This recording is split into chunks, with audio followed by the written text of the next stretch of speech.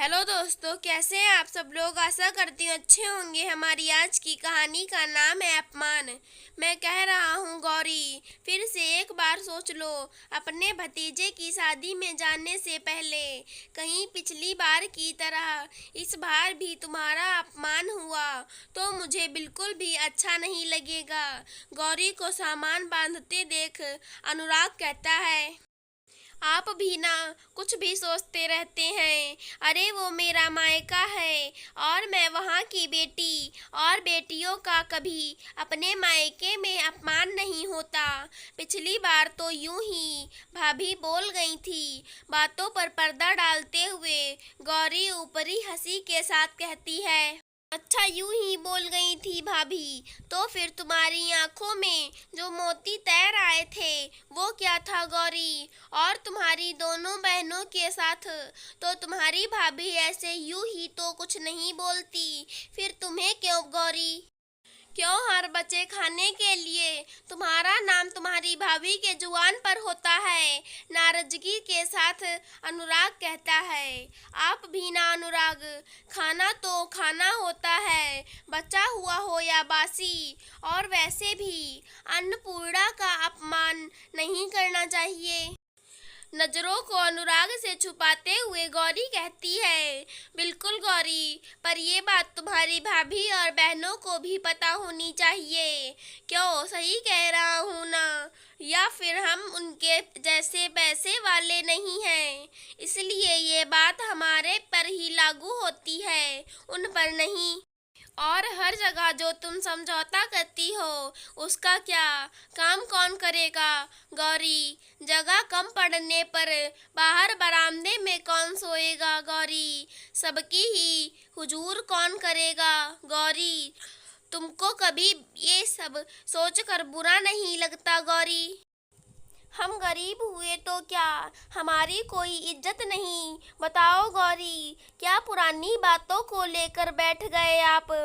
छोड़िए ना अब इन बातों को। यूं ही बातों को दिल में लगाने से रिश्तों में दूरियां आ जाती हैं। और वैसे भी वो मेरा मायका है। बात को टालने की कोशिश करते हुए गौरी कहती है, तुम्हारा मायका हुआ तो क्या गौरी, पर मैं तुम्हें हर बार समझौता करने नहीं दूंगा। मैं तो कहता हूँ नहीं जाते हैं, ऐसे भी हमें कौन पूछने वाला है वहाँ। अनुराग ऐसा बोल कर गौरी को मायके जाने से रोकने की कोशिश करता है, पर गौरी अनुराग की बातों को नजरअंदाज कर एक अच्छी सी साड़ी और एक पतली सी सोने की अंगूठी अनुराग के सामने रखते हुए कहती है, देखिए तो ये कैसी है, मैंने नई नवेली बहू के लिए खरीदा है, अच्छी है ना। ऊपरी मन से अनुराग हाँ कहकर सोने चला जाता है, क्योंकि उसे पता था कि गौरी कुछ भी हो जाए वो मायके वालों की कमियों पर पर्दा ही डालेगी। इसलिए अनुराग ने ये सब वक्त पर ही छोड़ दिया। उसे पता था कि आज नहीं तो कल गौरी की आंखों से ये पर्दा उठेगा और उसे अपने आत्मसम्मान पर लगे चोट के निशान दिखेंगे। खैर, दूसरे दिन गौरी अनुराग के साथ अपने मायके पहुंच जाती है। और जैसे ही पहुंचती है उसकी भाभी उसे काम में लगा देती हैं। सभी हंसी ठिठोली में लगे थे और ये बेचारी कभी चाय तो कभी पानी, तो कभी ये काम तो कभी वो काम। भतीजे की शादी की खुशी में गौरी भी सारा काम करते जा रही थी, जिसे देखकर अनुराग का मन गुस्से से खिन्न था।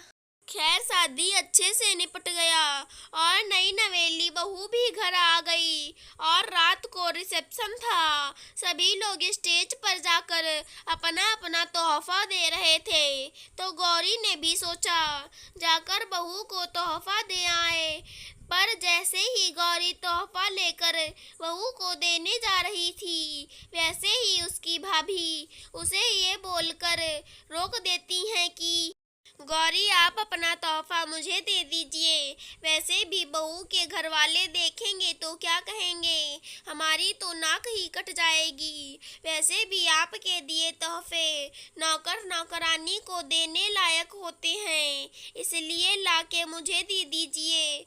भाभी के ऐसे शब्द और बहनों की हंसी आज गौरी के दिल में चुभ गई। वो तो कुछ बोल नहीं पाई, पर उसकी आंखों से निर्झर धारा बह निकले। गौरी को भाभी का सब कुछ बर्दाश्त था, पर उसकी गरीबी पर किया कटाक्ष उसके दिल के 1000 टुकड़े कर दिए थे। उसने 1000 कोशिश की थी रिश्तों के बीच गरीबी को दूर रखने की, पर हार गई। आज अमीरी गरीबी परवाही हो गया और इसलिए बिना एक पल की देरी किए वो अपना सामान बांधी और अपने पति के साथ अपनी कुटिया की तरफ चल दी। गौरी की हालत देखकर अनुराध समझ गया था कि गौरी अब रिश्तों की खातिर अपने आत्मसम्मान से समझौता नहीं करेगी। अगर हमारी आज की कहानी पसंद आई हो तो चैनल को सब्सक्राइब करें। धन्यवाद दोस्तों।